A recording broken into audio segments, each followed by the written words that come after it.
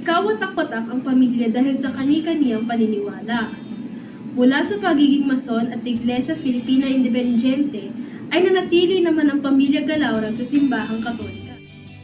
Ang unang letra'y Asunsyon, na may resurreksyon, ang ikatlo'y adorasyon,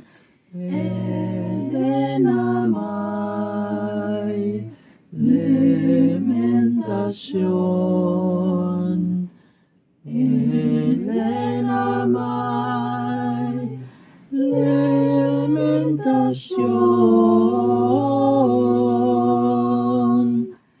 aral ng Hindi kasi nung araw, ang pagkakaalam ko, pagkakakwento sa akin ng mga lola, ng mga nanay, mga lola mo, sensya, mga ano, kasi ano ako maurirat eh.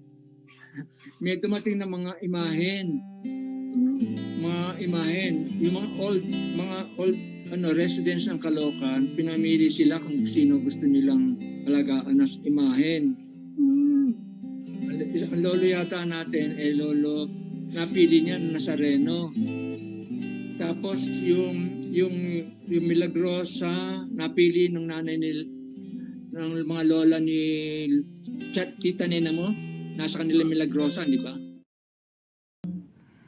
ang puso mo't iyong loob, iyong ialay sa Diyos, magsisikan at matakot nang marating mong ibubos. Nang marating mong ibubos